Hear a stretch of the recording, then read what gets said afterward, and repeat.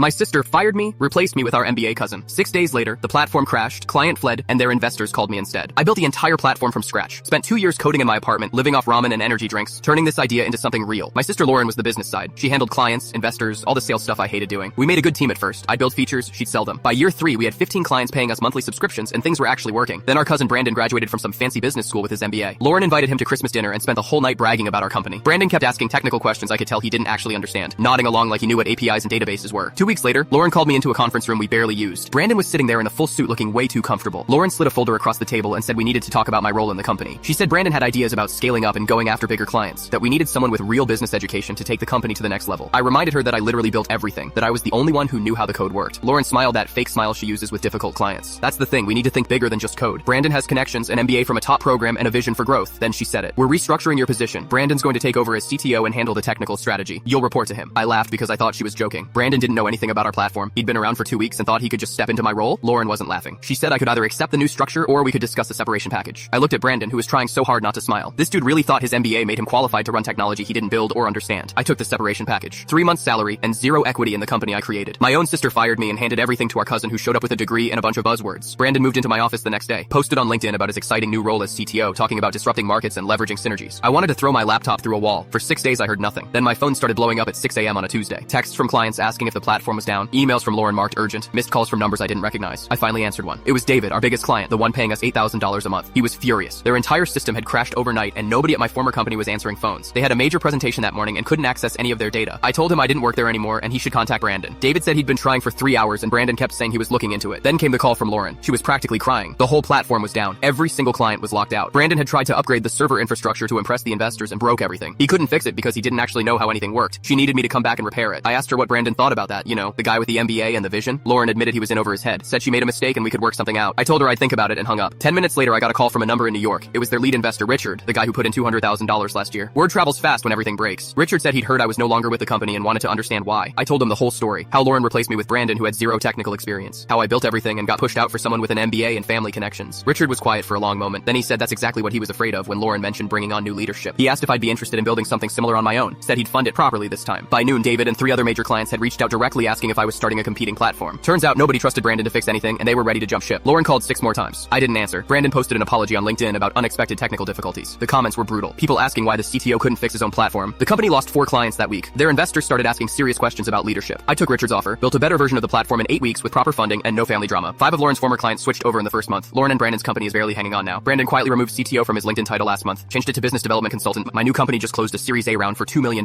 Lauren sent me a message last week asking if we could talk. I left it on red.